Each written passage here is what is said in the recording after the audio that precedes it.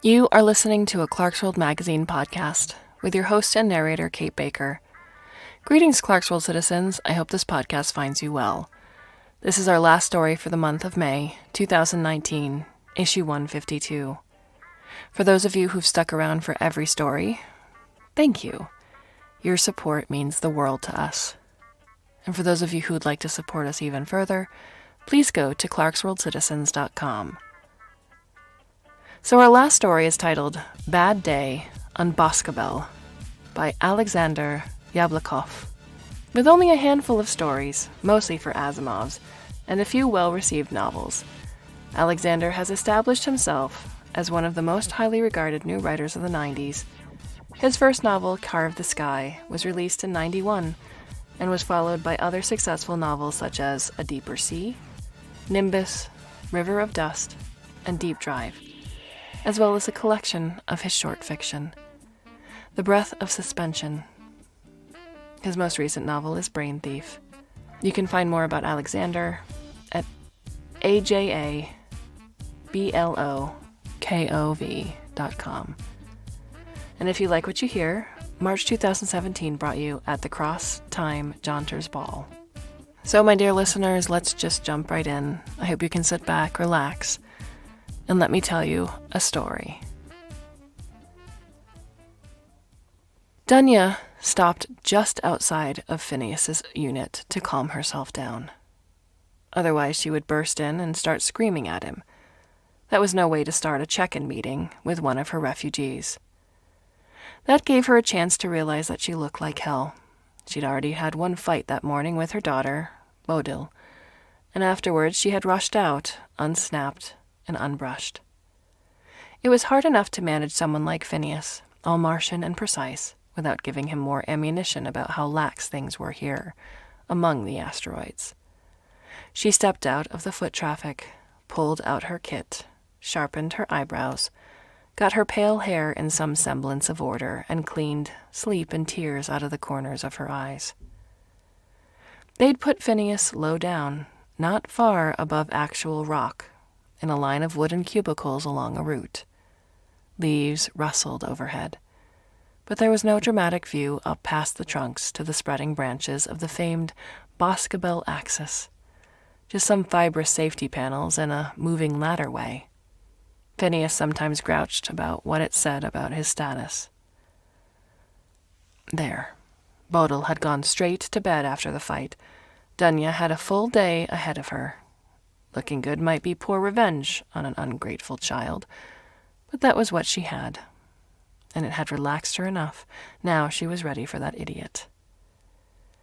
When she got to his narrow space, her most difficult refugee sat on his bed, bony knees against his chest. Phineas's cliff of a face swept up into an impressive brow and forehead. It was almost too big for the room. "I didn't expect you for a couple more days," he said. So she'd been getting predictable, and he wanted her to know it, which was interesting. "I have something to talk to you about." "Am I in trouble?" he smiled. She didn't answer. "Look, I'm happy to see you. It's kind of a treat. Not a lot happens down here." "I was just over in Lower Court, in the Wendell Beach, about a third of the way up." "Nice spot," he said. "If you're the sort who likes nice spots, that is. I never pegged you for the type." "The branches sag down there," she said. "Thick growth. If you climb up bough 73, then slide a bit down the branches there, you'll find a bunch of these." She flipped something across to him. He caught it. All hanging from strings blowing in the breeze. They're getting tangled up in the twigs. Someone should have given them a bit more weight in the lower parts.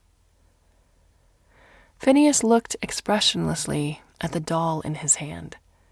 It was made from human hair, looped and woven together, with the loose ends bursting from the top of its head in a huge fall. Its face was miserable, with down-turned mouth and squinted eyes, like a child with a stomach ache.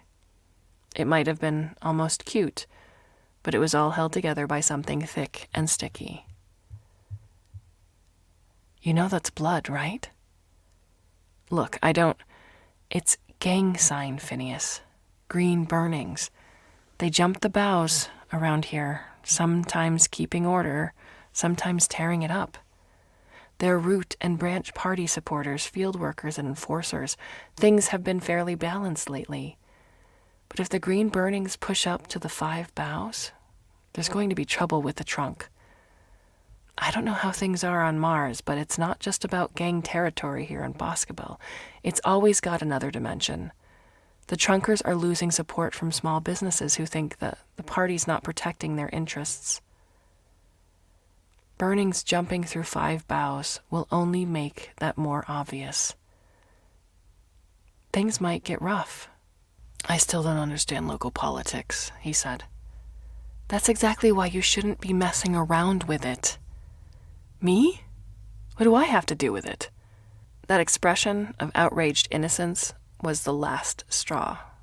Dunya snatched the doll from his hand, startling the old Martian corridor fighter with her speed, and stuck it back in her pocket. You know them. Hang out with them. Give them a bit of training. Just keep your Martian hand in, or something more. In any case, you're going to get in trouble, not just with some rival group. With me. My sources are none of your business.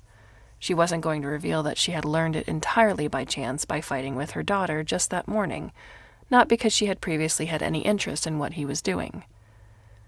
You've got the wrong guy. I see that detritus, sure. Green burnings, whatever. They flip off branches above me while I'm catching some breakfast out at Kumar's. We got to talking.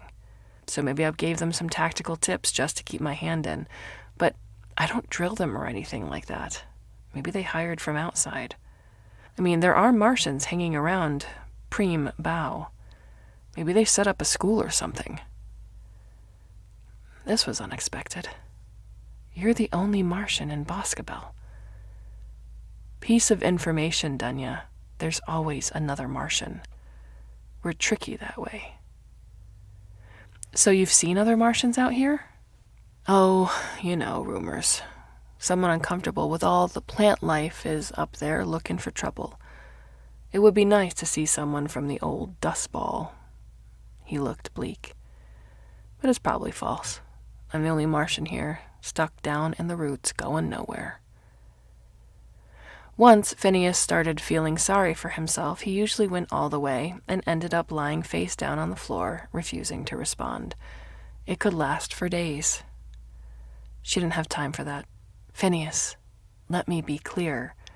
No more combat training from now on, and no contact with anyone who jumps with green burnings. It will endanger your status if you do. Do you understand? What does that mean?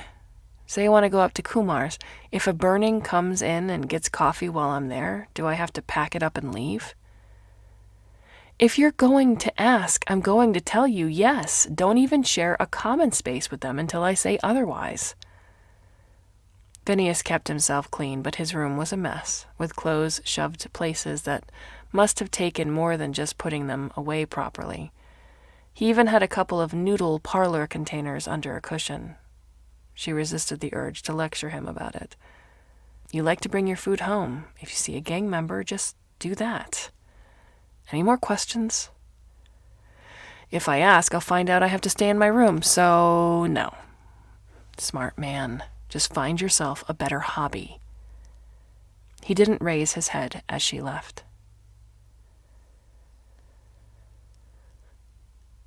Bodil had sauntered in that morning just as Dunya was getting ready to leave for work.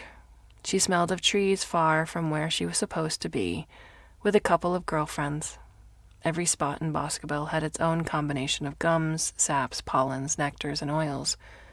Bodil relied too much on the fact that her mother wasn't a native, and sometimes had trouble with the more subtle signals. When Bodil tried to just brush past her mother on her way to her room, Dunya had blocked her path with an outstretched leg. First, Bodil had denied she'd been anywhere. Then, she'd said she told her mother about it, but she, distracted and too busy, had forgotten. Then she denied that her mother had any authority that meant anything. "And where is Dad?" Bodil had said, through 2 ready tears.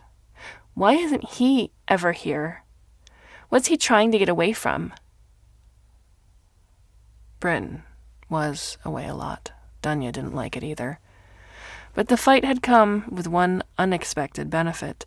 After Dunya had started in about Bodil's on-again, off-again boyfriend Unray, who jumped with the green burnings, Bodil had burst out with a defense of his capabilities. He's the one who figures out their tactics. He's learned a lot. Don't think he hasn't. Martian stuff, not like the other gangs. It's a whole other level of activity. You should see how he's marked their territory over at Wendell Beach. Her mother's sudden interest told Bodil she'd made a mistake boasting about that. But it was too late. Dunya connected that information with other things she'd learned, and understood something of what Phineas was up to. She let her daughter go, already planning a detour to lower court on her way to Phineas. Bodil could try to use Bryn as a weapon, she thought now, as she climbed to her next appointment. It would still be just the 2 of them for quite some time. They'd have to fight it out on their own. She rose through several layers of the great branches that made up the dwelling levels of Boscobel. Sometimes the view went out a great distance, revealing a group of people at a table, a prowling cat, a vortex of rain renewing pockets of water in the great branches. Usually it was compacted, held in by leaves and lattice. She finally stepped off onto a busy pathway and made her way between shops and the small personal gardens people here kept in front of their units. No matter where you were, most of Boscobel was invisible, but from this level, about a third of the way up, you got the best feel for what this world was. Boscobel was trees, the biggest trees in the solar system. They stuck their roots deep into the crust, flung themselves across the axis of the spinning cylinder of the asteroid, and then plunged into the opposite side, where their upper branches became roots. In between, vast boughs spread, providing living and production areas. Some had developed leaves meters across, or complex meshes of interlaced branches. Though they still bore names like sycamore and juniper, they bore only slight resemblances to their earth-rooted ancestors. "I started out late," she said, as she came up to Fama's dining area. "I'm not catching up." "That's okay. You can help me get things ready. Let's roll this out." Dunya pushed hot tables loaded with steaming pots out onto the balcony that looked out over a wide opening among the trees. Nothing dramatic, but a nice spot. It was shaded by a couple of gigantic leaves, each of which had bugs scurrying in its furry underside. To any asteroid dweller eye, Boscobelli or not, that was comforting. It meant that, no matter what else happened, you wouldn't starve. Fama was a big woman who seemed to wear all of her clothes at the same time. The outer garment was always different, but Dunya thought she recognized a couple of the layers underneath. It was cooler than average here, where a breeze came down from the distant North Pole. But she didn't think that was the explanation. Fama was still ready to flee and wanted to make sure she had everything she needed with her when the time came. "Any shakedowns recently?" Dunya asked. "None, thanks to your suggestion." Dunya tried to remember what she had come up with. Strop. Fama shrugged. "He knows his food, I'll give him that." Merv Strop was an agent of the Office of Adversary Knowledge, Boscobel's internal security force. Fama had been getting harassed by some low-level thugs from the Deadroots, competitors to those green burnings Phineas gave tactics classes to. Dunya had suggested that she invite Agent Strop to dine in a visible way. The Deadroots had moved off to find an easier target while Strop had stayed. "He's actually got a real crime to solve, I hear," Fama said. "Someone took off with an ancient emergency kit from some secure area. It's sweating his skull, making him ornery." Dunya had to get to business. "I'm curious about someone in the area. A Martian, I've heard." "Anything else? Martians don't got red dots on their foreheads to make them easy to spot." Dunya had found a few minutes to check up on available tourist entries.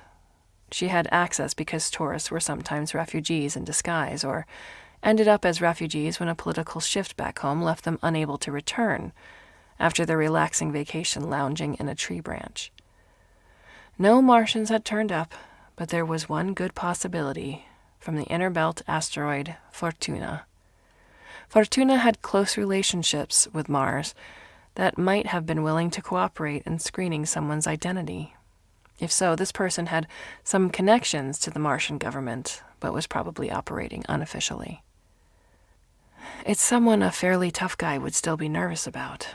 One possibility is a woman supposedly from Fortuna. And Phineas had been nervous. Who knew what enemies Phineas might have made back on Mars? "I need some critters," Falma said. "Soup's kind of bland." Dunya helped pluck bugs from the underside of the leaf. Most of them escaped her fingers. Falma grabbed writhing handfuls and dumped them into the steaming pot. Their shells puffed, and their dissolving legs gave the stock the saffron color that marked its quality. A restaurant depended on the diet of its feed bugs as much as it did on the skill of its chef. "That might actually explain a few things, though," Falma tasted and nodded in satisfaction. "That's enough for now. Let the rest go." The bug scurried into the fibers. "You've seen someone," Dunya said. "Didn't think Martian till you said. A woman, tall, does claim to be from Fortuna, but moves like she grew up in gravity. No obvious business. Has a drink here, chats with someone there, but she's working hard the whole time, no relaxation in her." Falma was desperate to expand her business, kept her eye on competitors and potential customers. "Any idea where I can find her?" "She sleeps at the Moss, I think." Falma was looking over Dunya's shoulder to see who might have come in. She should let the woman get back to her business. "Anything else you need to talk about?" Dunya said. "Well," Falma was suddenly reluctant. "Tell me, how long did it take you to feel that you fit in?" "Here in Boscobel?" Dunya made it a principle to be honest with her clients. Sometimes that was difficult. "Most days I don't feel like I fit in at all, but sometimes when I stand under a dripping leaf and watch the white gibbons jump the gap at Ganton, I think I should never have been anywhere else." Falma scooped a bug out of the soup and sucked thoughtfully on its head. "Hope for me yet, then?" "Hope for us all." A couple of clients later, Dunya was at the Moss, a set of rental rooms on stilts above the mosses that gave the name. This woman was after Phineas for something, and Phineas was nervous about it. His casualness had been unconvincing. If she was keeping Phineas under observation, Dunya had a chance to maybe spot her. Phineas wouldn't listen to a thing Dunya had told him. He'd go to breakfast, meeting with a green burning or two, maybe in a corner so as not to be obvious. If this woman, whoever she was, meant to keep him under observation, that would be an easy spot. If Phineas then went back to sulk in his unit, the woman might take the opportunity to come back to the Moss to take care of other business. If she did, she would most likely skirt the roots of the big ash tree. And that was a lot of assumptions, but Boscobel was incredibly resistant to travel if you didn't know it well. Once visitors learned a useful route, they tended to stick to it. Dunya found a spot by a mossy root where she could watch, get work done, and have someone bring her a coffee every now and then. After an hour or so, she had updated everyone's files. Just as she was considering giving it up, she saw an odd bit of movement. Someone had started down the stairs from the direction of Phineas, glanced across the open area below, then stepped back. Somehow Dunya had been spotted. Now Dunya was even more interested. Who was this woman, and why was she so anxious to avoid an interview? She'd been successful in predicting the Martian's route home, at least. Where would the woman go now? She'd probably planned out some escape route and bolt hole for contingencies. Dunyan was used to people trying to avoid her. What choices would have seemed smart to a Martian corridor dweller who hadn't the time to work out the intricacies of Boscobel? The main question was, up or down? Right here was a maze-like sprawl of roots. Concealment would seem easier, and it was just the kind of place that would give comfort to a Martian. But she would have thought past that. She'd tried to be unpredictable, at least to herself, and she'd want to use the ways in which Boscobel differed from her home. She'd want things to be interesting. She'd climb. There were 3 good routes up from here. The closest one was exposed in most directions, easily seen. One of the other 2, then. As it happened, both of those routes hit a bottleneck in the understory, in a volume that had suffered a fire a couple of decades before. Several branches had not regrown to useful size, so both those routes would kink back to near the ash trunk. Dunya knew another way up. It was longer and involved climbing higher, into the crown.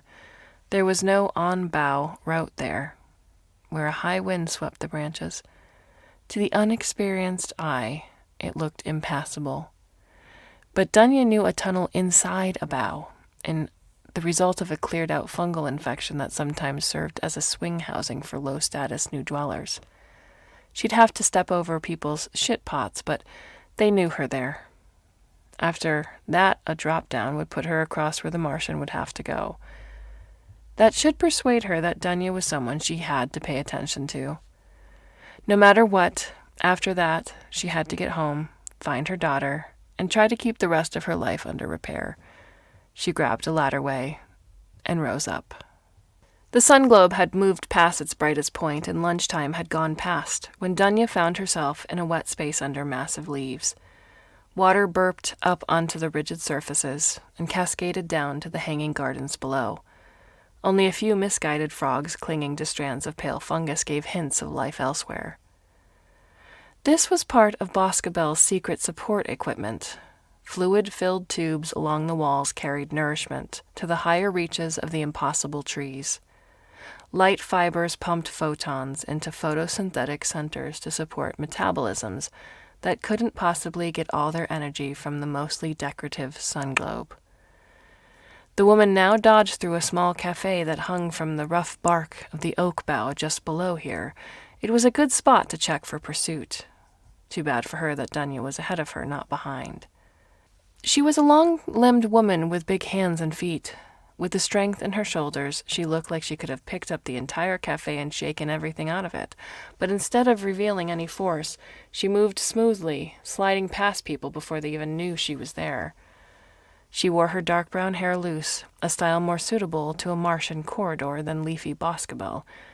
She'd clearly bought that tree silk jacket here, though, and it suited the length of her torso. Dunya pulled herself back into concealment. The chase had taken her out of herself. Now all the worries of the day came back to her.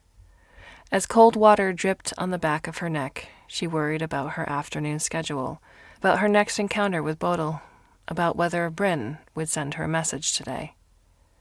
The longer he was away, the more entertaining his messages got. A bad sign.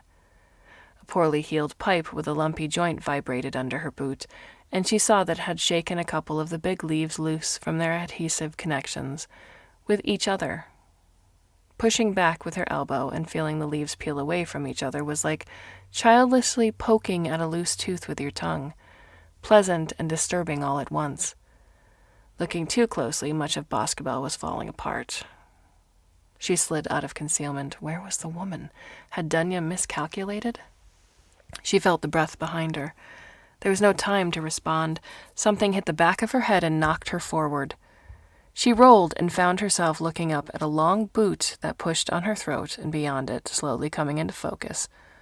The Martian. The woman wasn't beautiful, but she was certainly striking, with dark skin, high cheekbones, and big eyes the color of moss agate. "Who the hell are you?" Dunya said. "I could ask you the same thing," the Martian said. "You could, but you have no right to. I'm a citizen of Boscobel trying to get through my day. You're the one who snuck up here in pursuit of Phineas Gora." "And who is Phineas Gora to you?" My client.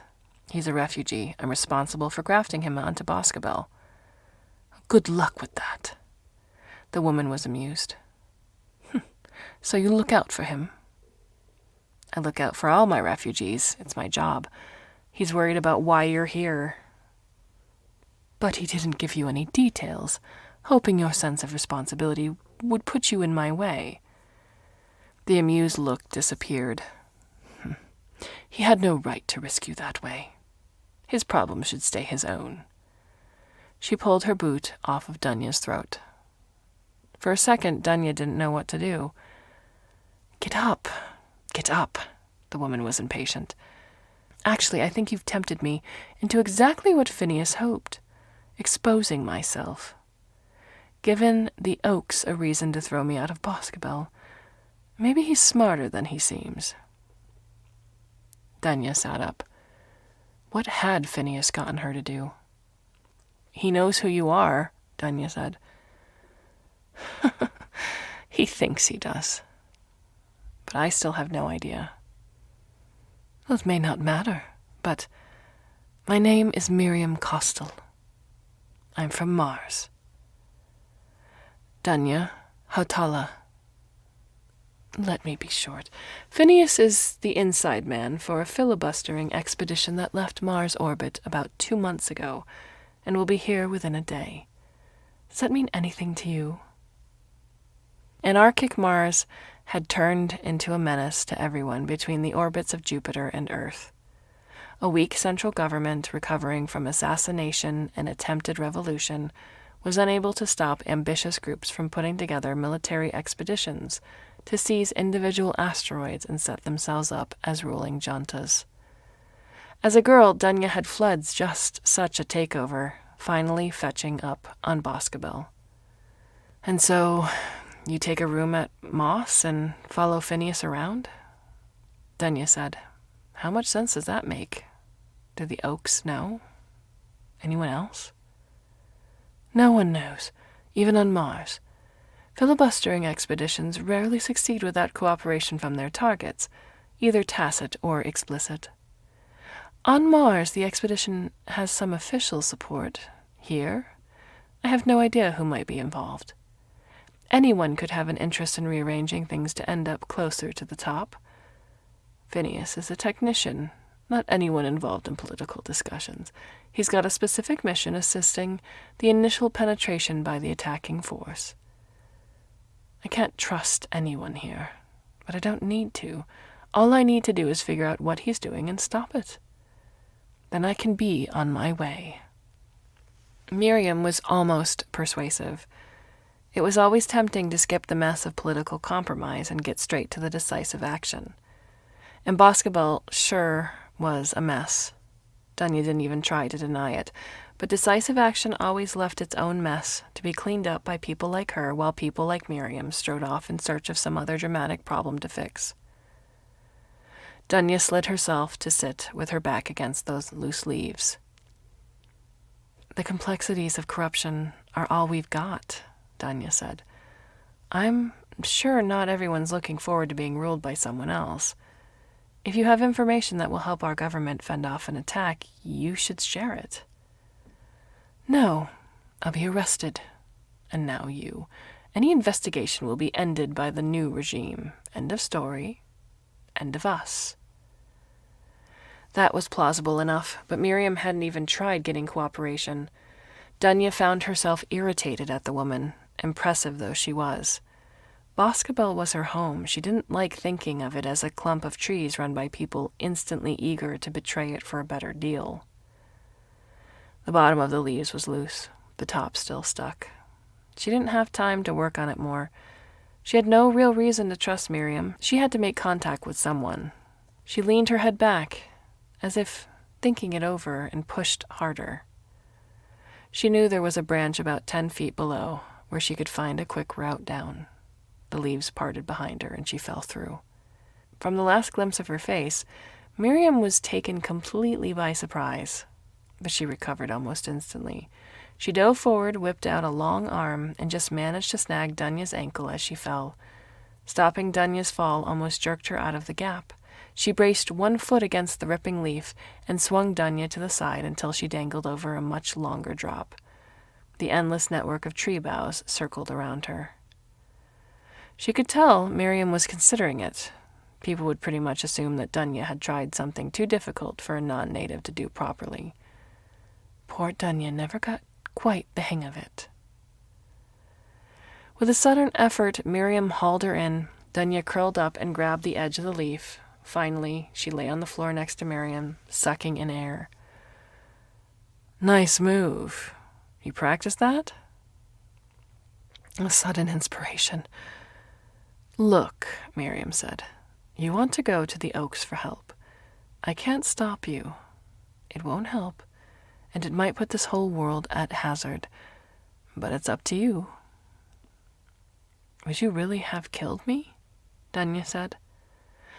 An impolite question. We've been slashing each other's faces on Mars for a decade or more now, trying to solve problems by eliminating the people we think are causing them. Hasn't worked for us, but it's habit now. Not for you, though. I wouldn't rely on the quality of my habits if I were you. Go. Go now, before I get sensible. Dunya could feel the stare of those agate eyes like something physical. She thought about saying something else, but nothing, not even good luck, made sense. Without another word, she turned and went. Strop looked up from his soup. Dunya, what are you doing here? I want to ask you some questions. Well, Strop grunted in annoyance as Dunya pulled up a chair and joined him at his table. Suit yourself, then. Strop's pale hair lay plastered to a soft-looking skull. He was the local Oak agent, and as Oaks went, he was a decent sort. Oaks didn't go very far, Dunya reminded herself. What do you know about Phineas? I mean, what drove him from Mars? Why is he here? Who he's in contact with? Strop swallowed a spoonful of the soup and closed his eyes. He was known for his devotion to food, and his presence at a restaurant actually served as a sign of approval.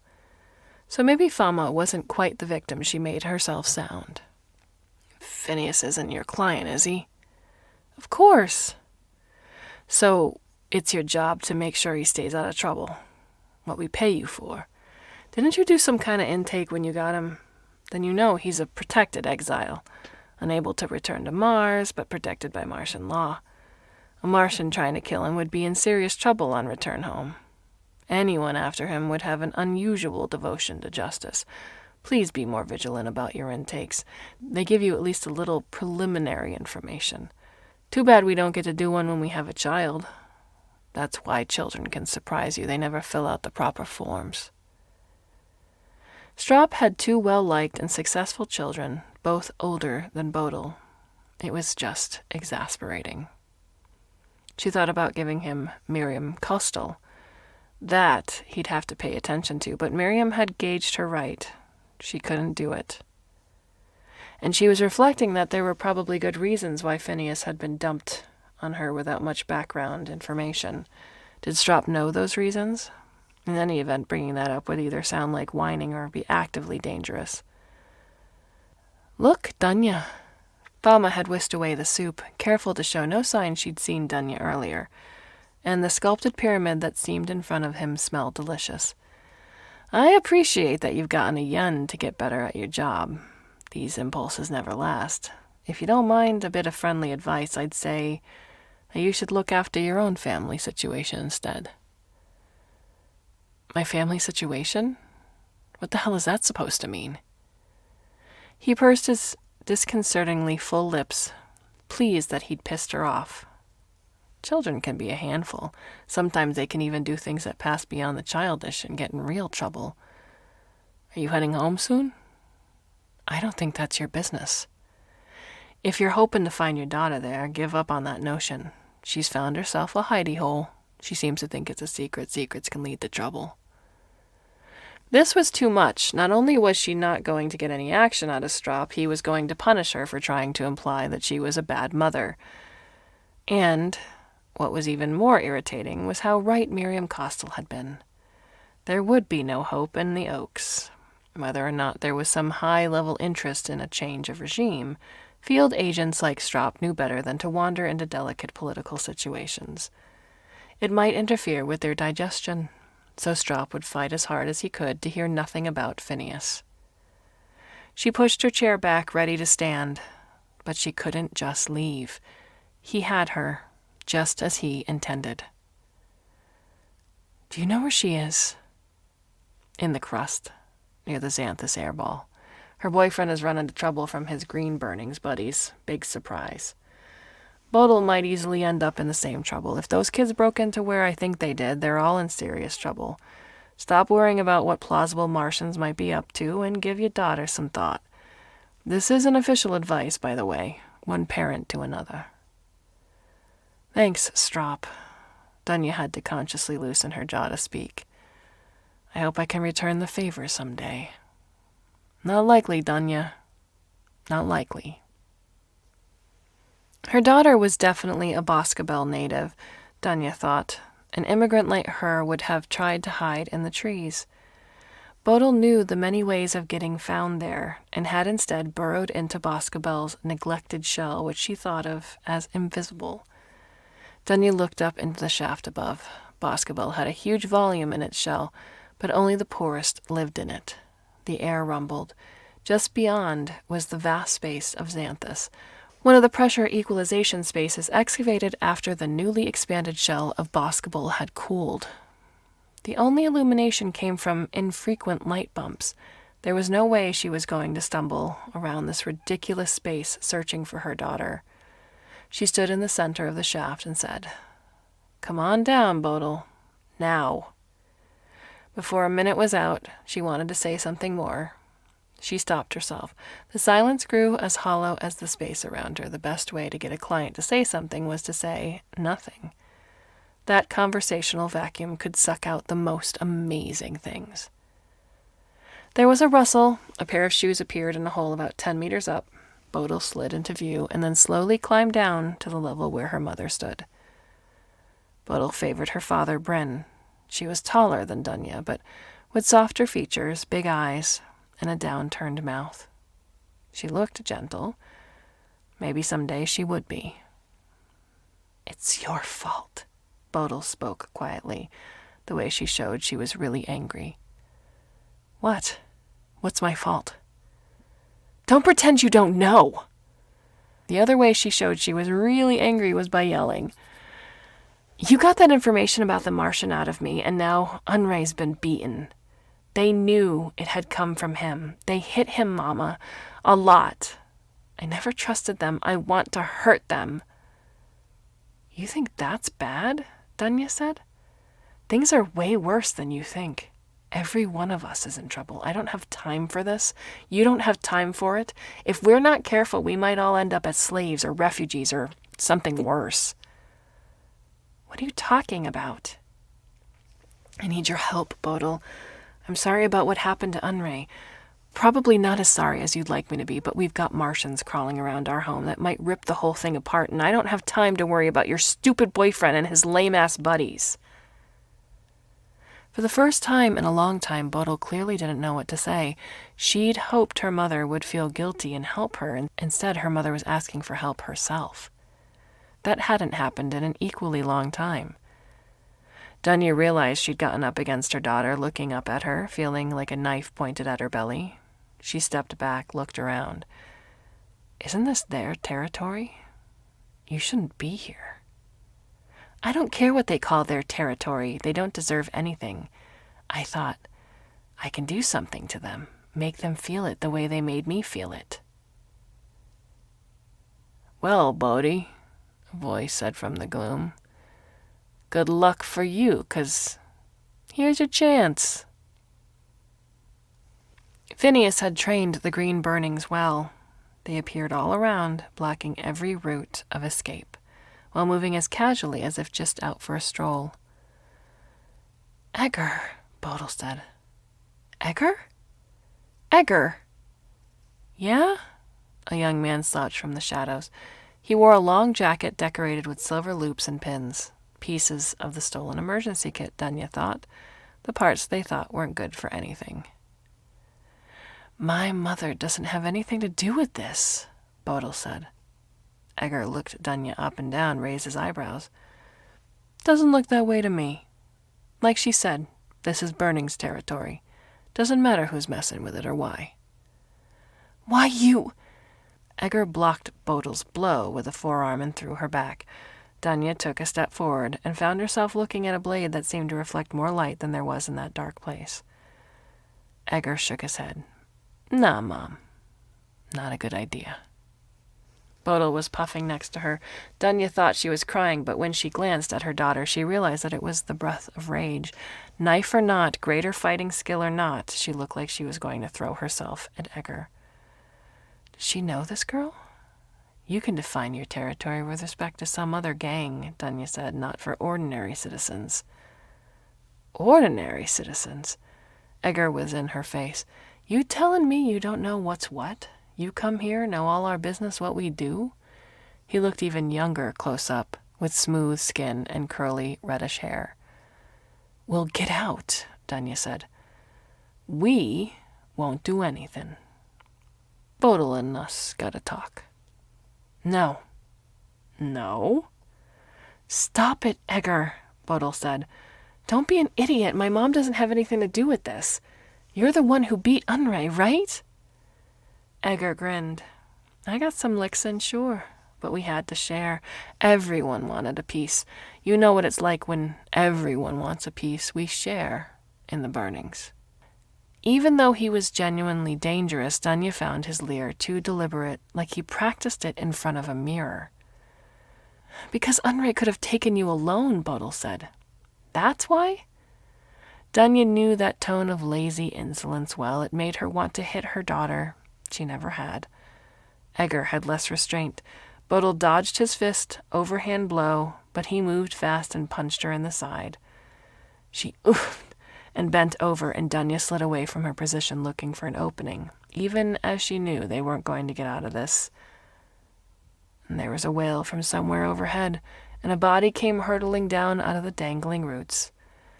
It hit so hard, it bounced. Dunya moved as if she had expected exactly that to happen. She hit Egger with the shoulder, and off balance he fell. She turned to tell Bodil to run. Bodil was gone, already moving at full tilt, slashing at the face of the young green burning who tried to stop her. The boy dodged back, automatically covering his face. By the time he realized he still had his looks, it was too late, and she was past. Behind, another crash, as another scout fell from above, followed by shouts. Her daughter ran beautifully. Also like her father, Dunya's own legs were shorter, and she had to pump them hard to keep up. She kept expecting resistance, but the Burnings had been confident enough not to set pickets out this far. And if it hadn't been for that sudden intervention, they wouldn't have needed them. Who had flung that scout down? He seemed to have been flung with some force, by someone with muscles. Martian muscles. She just managed to keep Bodil in view as she dodged, first into this corridor, then that, then up a ramp, first shallow, then steep, then stairs. Stairs covered with moss and ferns. They were out in the shadows amid the roots. Around was the rustle of leaves, the green glow, air thick with pollen. Bees flickered in the light that made it through from high overhead. Bodil turned and fell against her mother, almost knocking her over. She was laughing. Unbelievably, she was laughing, almost helpless. "Ah," Bodil said.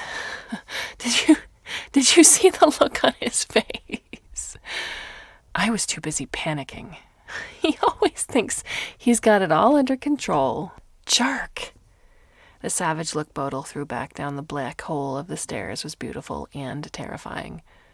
"I visited stupid Unray in the hospital. He talked all tough too and blamed it all on me." "Okay, it was my fault. Right now I need your mind working. Someone was above us in that shaft. She's just a visitor, doesn't know Boscobel. She's going to be moving out of that area fast. Where would she go, and can we intercept her?" "There's really only one way. Come on." The route turned out to be fairly simple, involving just a climb up to a living bridge between a twisted olive tree and a baobab whose hollow interior held a playground filled with shrieking children. Dunya grabbed her daughter's shoulder and pointed. Below them, tall above the crowd, Miriam Costel strolled. Dunya could sense that Bodil instantly picked her out. Without hesitation, Bodil jumped off the stubby branch of a baobab. Dunya followed, hitting a mossy spot that would have been softer if it hadn't been so warm. The gravity was highest here near the roots, and Dunya really felt the impact as she landed. Bodil slid ahead and up again on the aerial root of a mangrove. They were now ahead of Miriam, though. Dunya had been in the position before, and it hadn't helped her. Just below them was a noodle shop. Cairngorms, sending up puffs of aromatic steam and making her hungry. She looked down at the bubbling pots, the patrons with their heads bent over bowls. She'd never been there, but it seemed familiar to her. Mind telling me why we're after her? Bodil popped down in a tangled mass of vines and looked up at the hummingbirds that investigated a flower just above her. Your buddies, the green burnings, are being used by someone else, Dunya said. A Martian, Phineas, who happens to be one of my clients. You never talk about your clients. They appreciate my silence, you should too, but he's kind of moved himself out of the confidential category by trying to get me killed, and you now. Nah, I don't know about this Phineas. Egger was on his own, just being his usual jerk of a self, defending burning territory. I was just hiding out there, hoping no one would ever find me, but you did. Dunya had already resolved never to tell her daughter how she found out. It was too humiliating. Fortunately, Miriam rescued her again. You think that was smart? Miriam Costel stood over them, casting more shadow than it seemed reasonable for her lean form. Putting yourself at risk was bad enough. Putting my mission at risk might be fatal.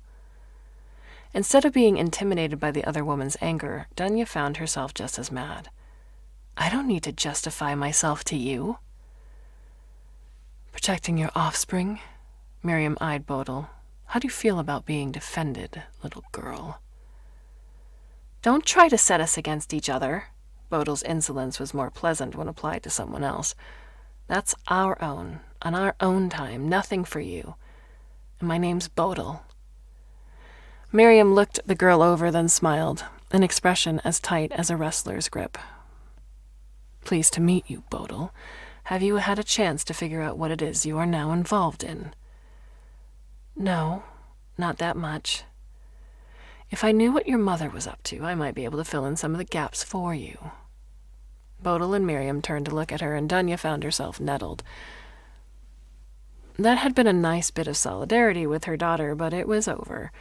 Now that they were standing side by side, she fancied she saw similarities between her daughter and the Rengi Martian. They both had sharp jaws and an easy stance. Assuming that Dunyan was perversely withholding information seemed to be another thing they had in common.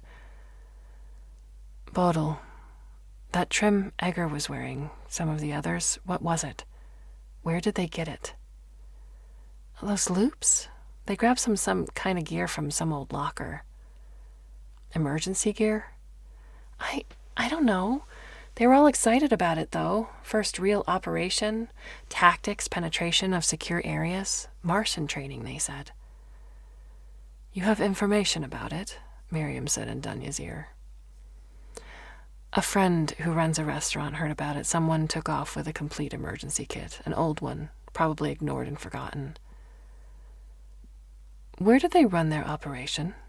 Miriam asked Bodil. Imperial Valley. There's an access lock, not used much now. This was in a storage area nearby? Secure, I guess. Not as secure as the Oaks thought, though. She couldn't suppress a hint of pride in what her boyfriend and his unpleasant friends had accomplished. But what's going on?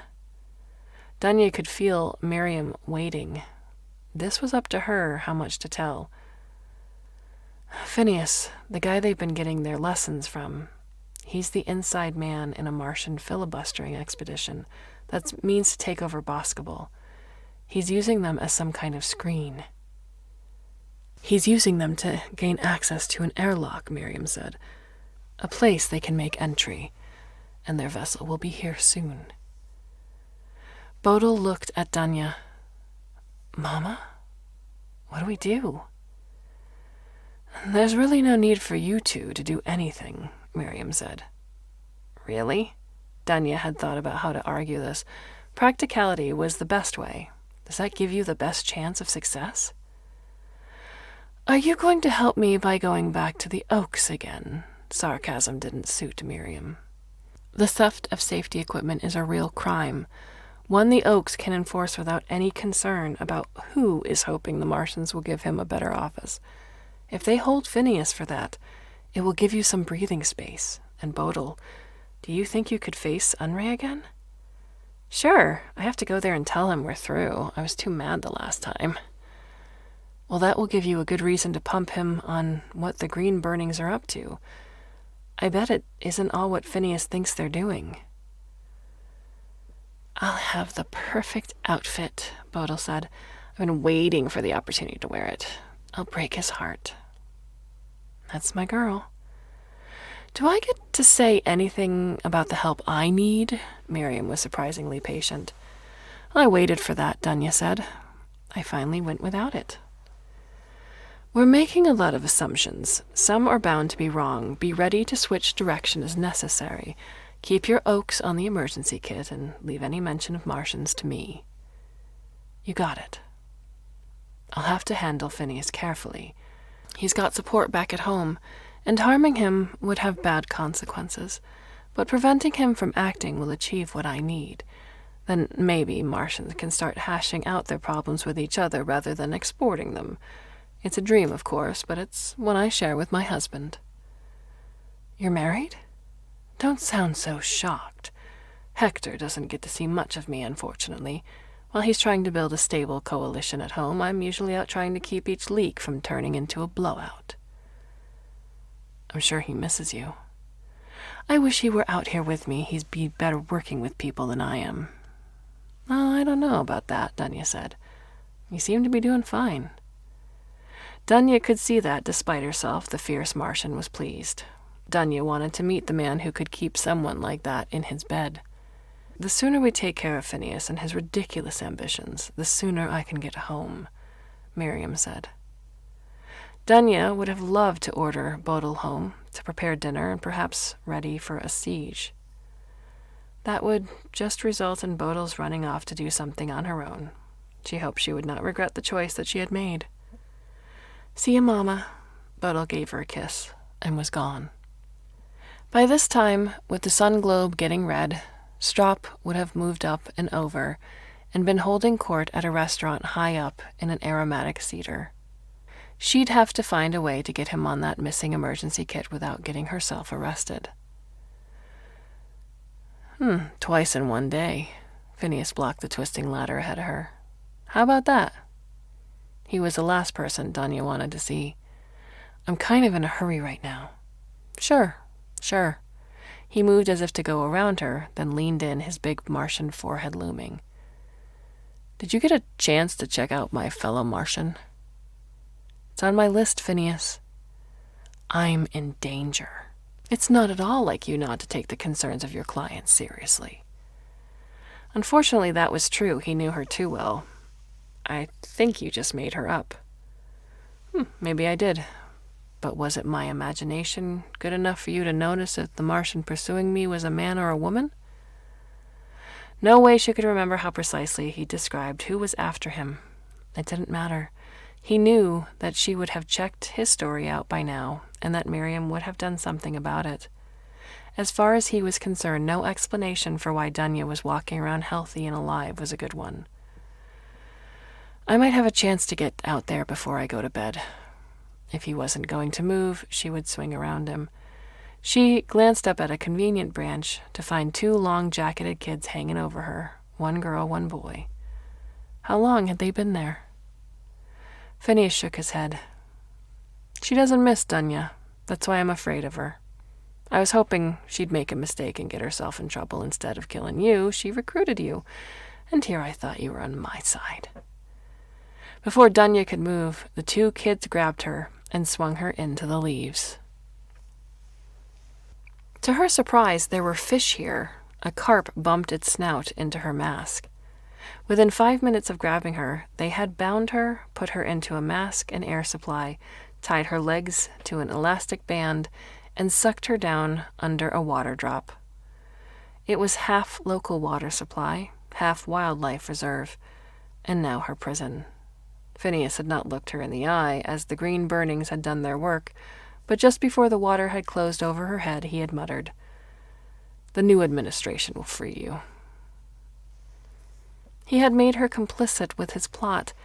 Only his success would bring someone here to keep her from suffocating. If he failed, she would be left here to become food for these fish.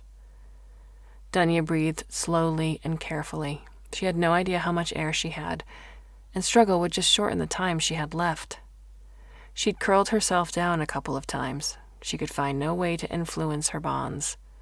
She could only plan for what she would do if someone rescued her or compose her soul for death. The face mask, with its blinking indicators, smelled old. It had to be from the stolen emergency kit, so it was designed for vacuum, not underwater use. Yet another thing to worry about.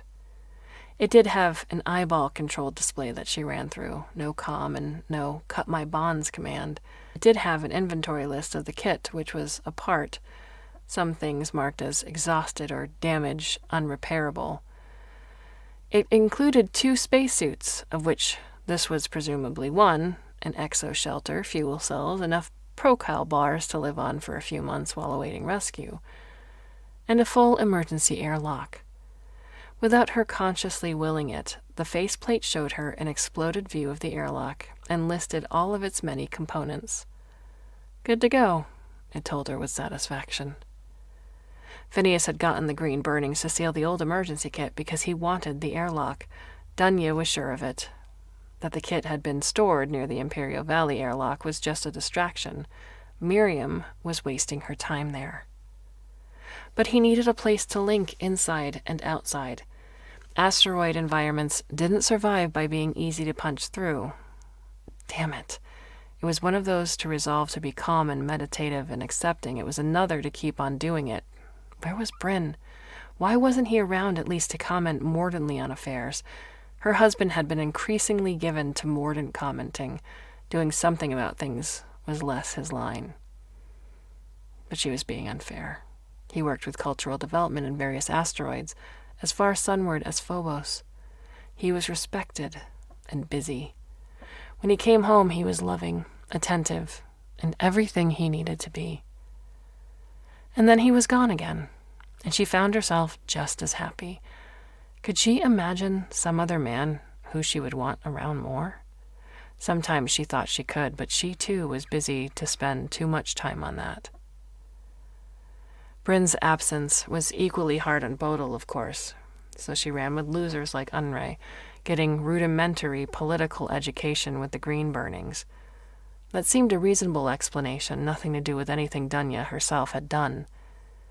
Did this face mask have a setting that sucked away all illusions? Clever, some of these old gadgets. A rough way to die, though, facing the absolute truth about everything you'd been so careful to keep under control.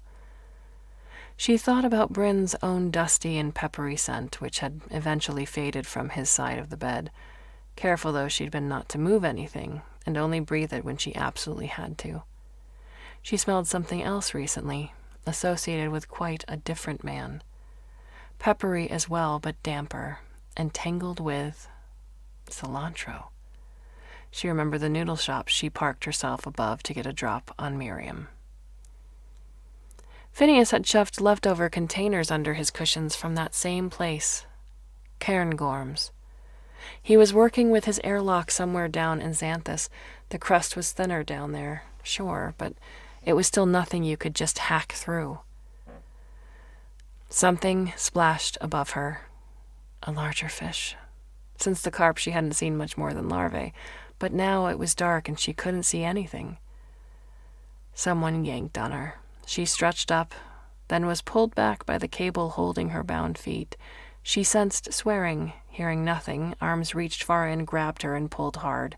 She rose, and finally pulled free. Then she was lying on a seeping bank of wildflowers. Her face mask was pulled off. "Mama," Bodil said, "are you still breathing?" Unray had given Bodil her mother's location. He was out of the loop as far as green burning tactical operations were concerned, but someone had felt it right to tell him that his soon-to-be ex-girlfriend's mother had been captured and imprisoned in a water tank in the Cedars. You found virtue in the oddest places. "I guess they sometimes hide stuff in there," Bodil said. "Contraband?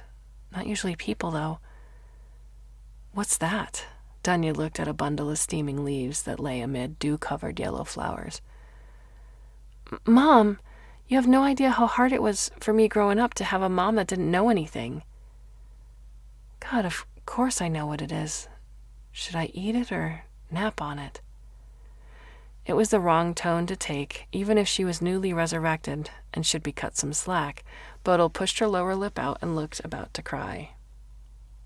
Dunya hugged her daughter. "We're on a mission," she whispered, "and we have a lot to do. Unwrap it." "You're cold." Bodil pulled off her jacket and put it around her soaked, shivering mother. Then she dropped to her knees and unwrapped the leaves, letting steam rise into the dark air. This lozenge cake was traditional Boscobel food for a journey. The leaves were from a modified fig and added a spice to the outer layers of the dough, which cooked enzymatically when tugged in just the right way. Dunya had never cared for it, finding it too sour for a decent dessert and uncooked too hard as a pillow, to use the ancient and fictional tradition had for it. Of course, a people defined itself by those things no sensible individuals will pick on their own, and Bodil was Boscobel born and bred, so Dunya sat on a branch in a world she had not chosen, happy to be alive, and shared the almost inedible cake with her daughter. Bodil had figured it out instantly. Any air ball had an expulsion pore, through which the waste rock had been expelled. And above that a series of baffles, all safe, no danger from the ancient weakness. Except that, at the base of Xanthus, the baffles had collapsed into useless piles of cracked rock, another sign of the deferred maintenance that put the entire world at risk. Dunya had climbed down the tumbled slabs alone. Bodil had gone to find Miriam. She wouldn't succeed, of course, but Miriam would find her. Dunya only hoped that would happen before she got herself into serious trouble down here. One other thing Bodil had learned from Unray: there was no one from the Green Burnings down here. They'd gotten irritated with their mysterious guru and had dumped Phineas in preference to mixing it up with their competitors over in Five Boughs. After that, a party. Phineas was on his own down here. It didn't really matter. He could take her easily. She had to wait for Miriam, who knew what to do. Miriam would have told her that herself. She couldn't listen to Miriam, even though what Miriam had not actually said made perfect sense. Phineas was still her client, making bad choices. Even as she knew she had to stop him, she recognized him as her responsibility. There he was, working with a small light. The airlock was in. She could see the rubble from the sealed pore all around it. Being so small, it had to be secret. It could fit, at most, 2 people at a time. It was next to impossible to get an army in position and deployed using that. But, as she had learned from both Phineas and Miriam, next to impossible was a Martian's favorite spot to get a seat. She thought she was moving quietly. Phineas heard her and jerked around. The light caught her. "Aren't you cold?" he said. "You're all wet." "Oh, how thoughtful, Phineas." He muttered something. "What?" she said. I said, "I'm sorry. It had to be done." "Please stop, Phineas. Just stop. Do you really think you're still going to get a force of Martians in here?" He shook his head. "You think what you see is what there is. I have support here in Boscobel. It's really my place, not yours." She tried not to think about how much he was right.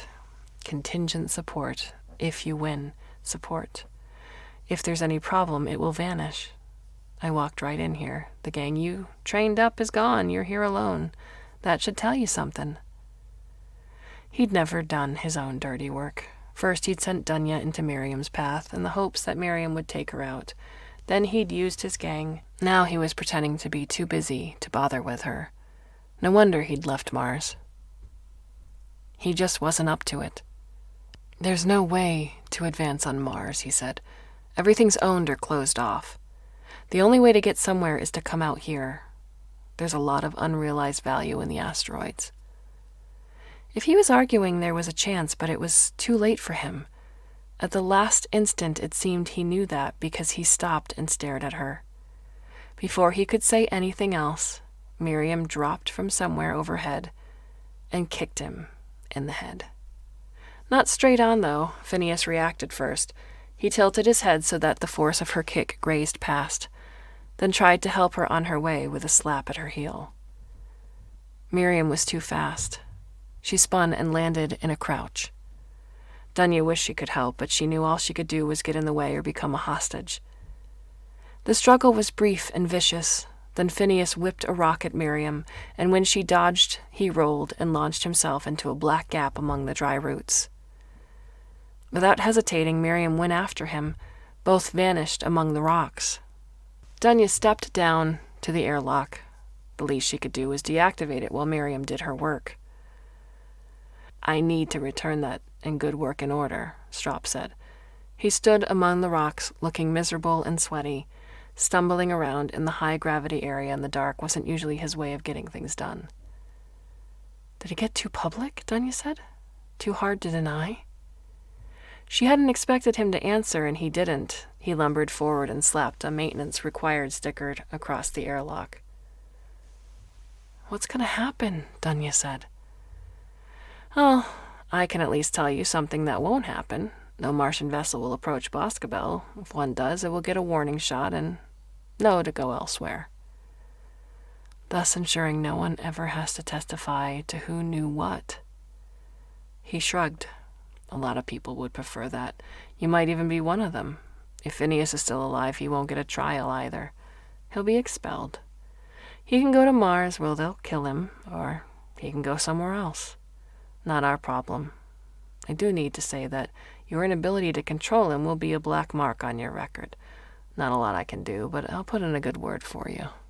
He smiled at her. She'd take a shower when she got home. That might do something about the greasy film he'd left on her, even as he was helping her out.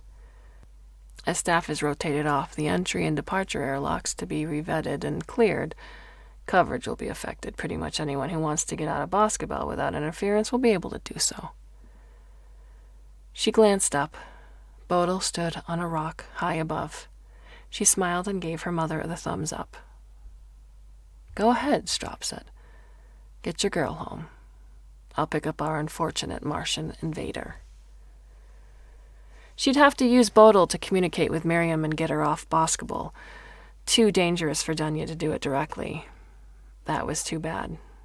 The woman was someone to know.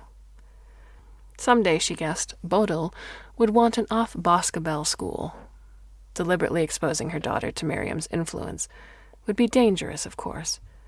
But she had heard that there really was nothing like a Martian education. She climbed up the shattered slabs of rock, back toward the trees she had come to rely on.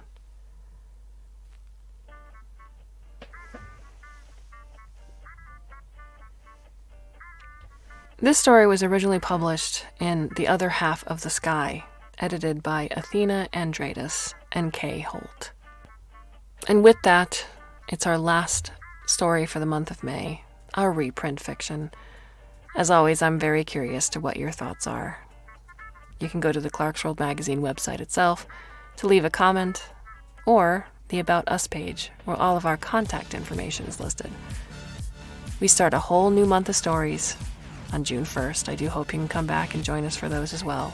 And until then, I bid you a very fond and warm and hopefully very temporary farewell.